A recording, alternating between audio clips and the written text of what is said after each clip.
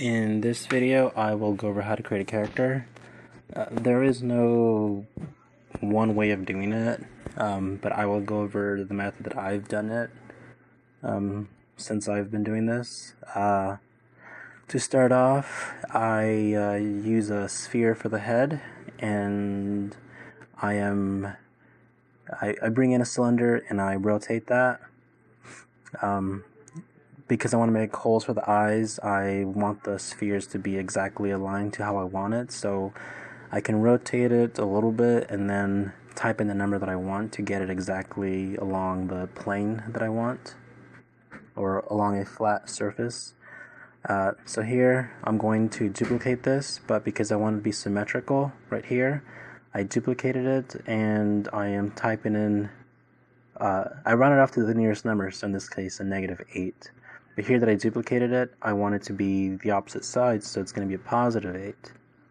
So now it is symmetrical. So there is no symmetry in this, but using this method this is the closest thing to symmetry basically.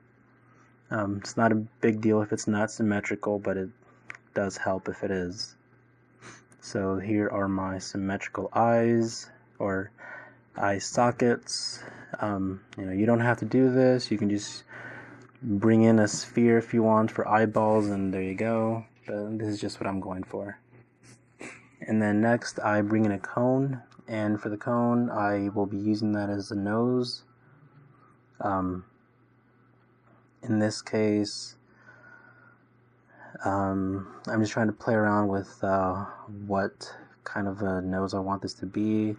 Maybe I can angle it, maybe pointed down. In this case I didn't like it too much, so I just undid it. But the kids are free to play with any shape they want. But one thing, you can see that I'm squishing the nose at least. Maybe just making it not too long. I am being careful not to have, or to make sure that that cylinder, or that cone, is all the way through, because I don't want it to be connected by the tip or just barely. So here, now that I'm done with it, I group them together. That way I don't have to select the nose and then the head every single time I want to make a change, or just move them around. So here I brought in a cylinder, and now I will be making the neck. For the neck, I just move the head up, and then I just get a general sense of how thick the neck is going to be. So here I'm just gonna moving them all up, give myself more room. I don't have to, but it's much easier to work this way. That way whenever I bring in an object or a new cone or a new cube, whatever, I have space to work with it and not have the head in the way or the floor in the way. In this case, I'm playing with blocks for the torso. Here I am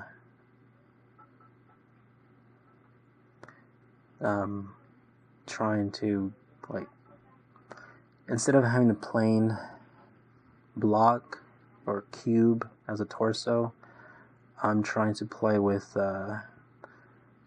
shapes and kind of subtracting them from one another to get a bit more, defined sort of a thing. This isn't mandatory, but I'm just trying to go a little step higher in terms of quality or whatever, or what you can do. In the end, no matter what it is, it's always just going to be a blocky character. It's not going to look realistic, but you can use the subtract tool to not have such basic limbs or torsos or whatever. Another thing here that happened to me was I accidentally moved it inside, or kind of squished it from one side, so it wasn't symmetrical, and preferably it's best to keep the character symmetrical, but it's not going to break it if it's not. But if one side works, then the other side will always work as well. But not having symmetrical, just basically, if keep it simple is what I would say. But if the kid knows what they're doing, then that's fine. So for shoulders, just to keep it, how should I put it? Just having cylinders or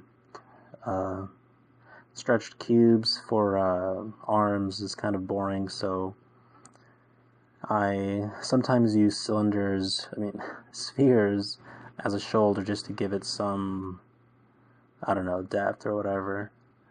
Like I said, it's not mandatory, but it for me in the past when I print these out, it does help with having those arms. How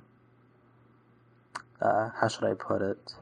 More padding to be supported by the limbs, because sometimes when kids make the arms and they connect it to the torso, it's kind of like hanging or whatever.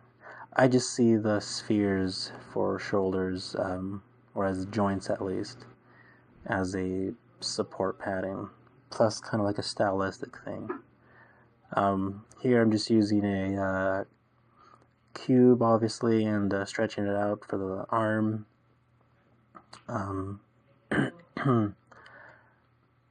Ideally, kids want to make sure that they take the time, that way things are proportional, that limbs aren't just too long or just too short. In this right here, I duplicated the shoulder sphere, and I moved it here to the elbow.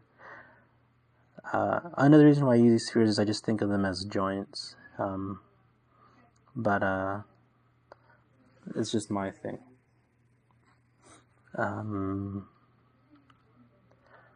But yeah, if the kid is comfortable with this sort of thing, then they're free to do however they want to do the character.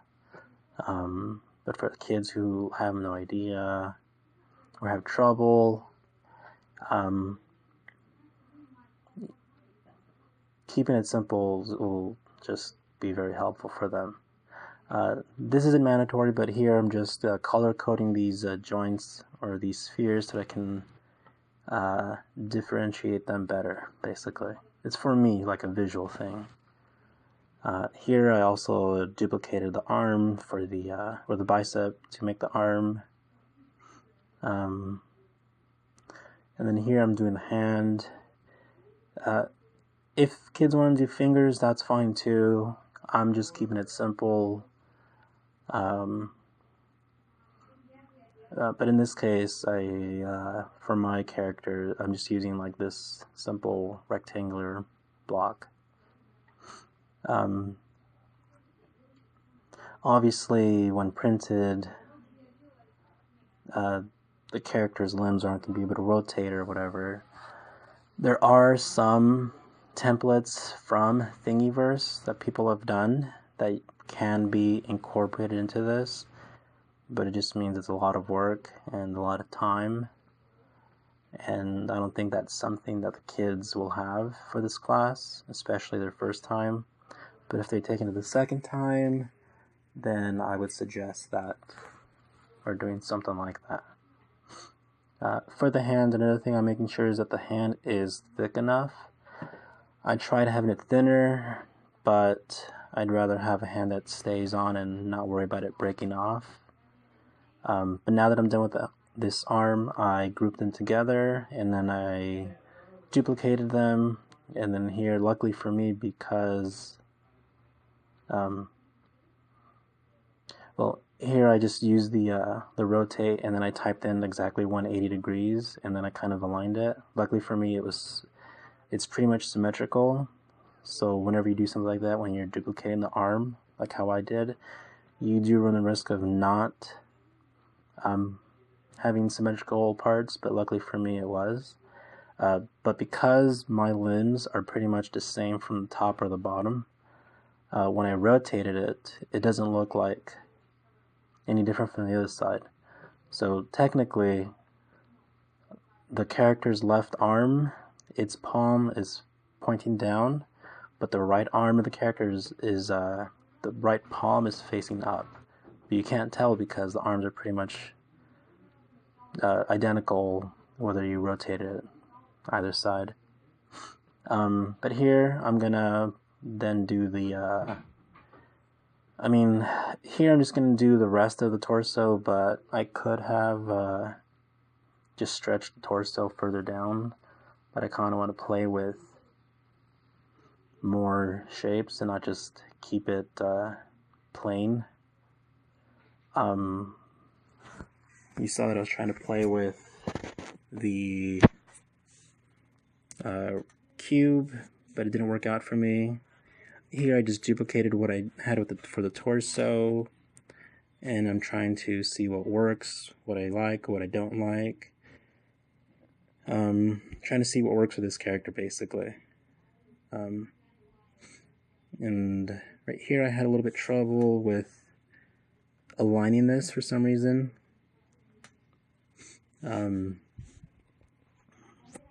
Right now it's at 270 degrees, but it's obviously not aligned, so I had messed up earlier when I duplicated it. Because once you rotate it once, no matter at what angle or what degree, whether it's at 90 or 95 or 95.2 or whatever, once you do something else and then you go back to rotate it, it resets to 0. But yeah.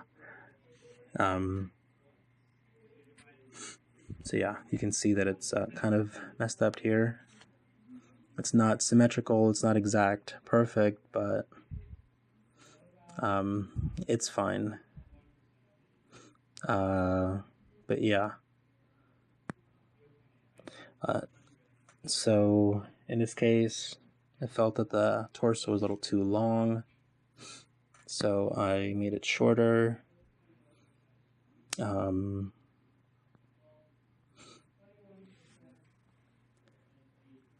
Well, when it comes to making any character, like I said, the simpler the better.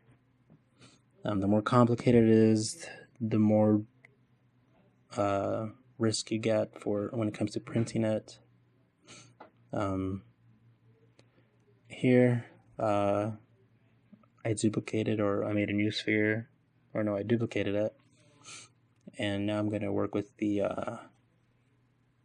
hip joints and try and get a sense of how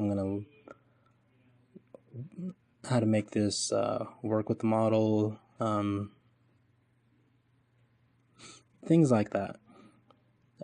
Another thing is, while this is going on, when it comes to making a character, it helps if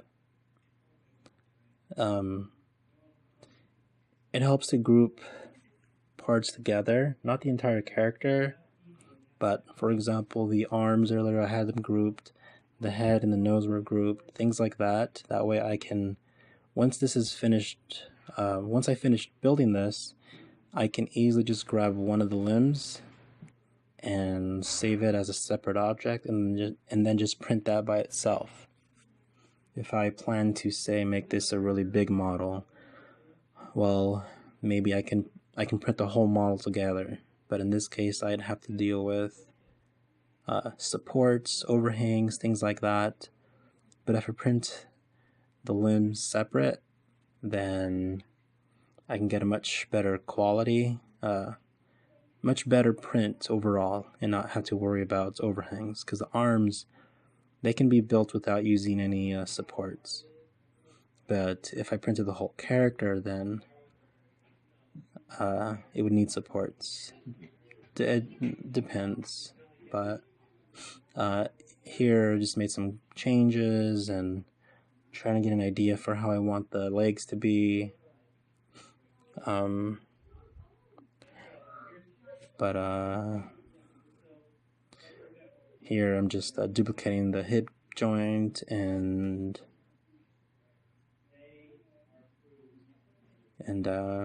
using that for the knee. But yeah.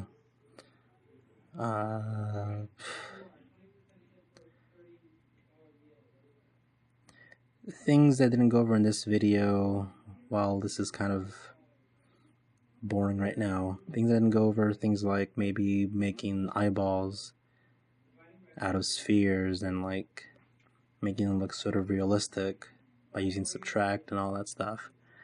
I mean, there's that too, but I didn't do that. But that is a possibility. Another thing is, I always recommend for the kids to use references, whether it's online, whether it's maybe not YouTube, but they can use Thingiverse, they can use Google Images, maybe they like a specific Minecraft character. I mean, they're all the same, but it doesn't hurt to have some form of reference. But things like that. Of course, they're not going to get any realistic organic shapes out of this, but it is possible to have all 5 fingers if that's what they wanted to. Hair is very tricky, but you can definitely have spiky hair. But here for the foot, I made sure not to have a very, I made sure that it's not too thin, not too long. This part I'm just trying to be fancy and maybe kind of have that cartoony Mickey Mouse style feet. But I ended up deleting this. But anyways, of course, I would say this is the more complicated out of all the other projects, so have the kids save often. If they haven't learned by now that they should be saving often, then they'll learn someday, but have the kids save just in case it crashes or whatever.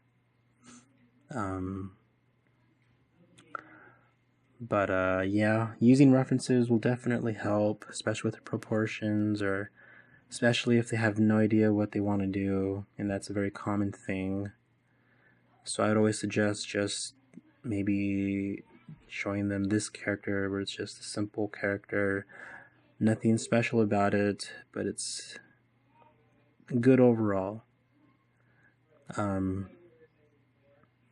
thing that I didn't go over in this video that I could have is maybe, because this character is so basic, so plain, I could have maybe added some form of like not an S for Superman on the torso, but something like that where you can add some form of thing, if they wanted to. Another thing they can do is maybe to make it look like they're wearing a shirt, have, I don't know, like Pikachu or the Pokemon logo or Fortnite logo, whatever. I mean, it'll probably look weird, but it's something extra that they can do to make it look better. So here I'm trying to play with adding like a thickness to the tip of the foot, that way it's not just plain, I guess. But I didn't end up liking it. If I can smooth out those edges, then it would definitely look better, but like I said, I ended up scrapping this part, so this is kind of like a waste. But it shows kind of like my thinking process where I'm trying something on the fly, trying to see what works, what doesn't. Looking at it from all angles, basically.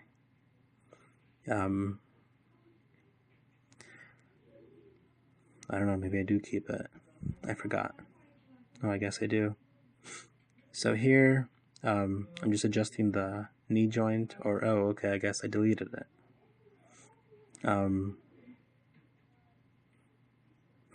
Okay, I guess I deleted that too.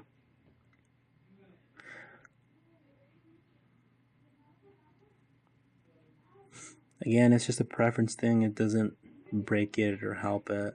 But because I deleted the elbow joints earlier, I should have made sure that the arm and the bicep were connected. I'm sure they are, but that's something that I need to watch out for. or anyone needs to watch out for whenever they make any changes. Here I just duplicated the legs, or I grouped them, then I duplicated them, but for some reason this leg is kind of seemed oriented to me. But here I am not liking how far apart these legs are. Here I'm just rounding it off to the nearest number, or to the nearest whole number, and I'm doing the same thing for the other side, but with a negative on it. But yeah, so yeah, that's how you make this character. That's how I made this character. I'm not sure what I'm doing here, but if this were done, then I would make sure to group objects together. It's not necessary when printing, but it makes things easier to move around, to make adjustments if you need to, and you can always ungroup it if you don't like it.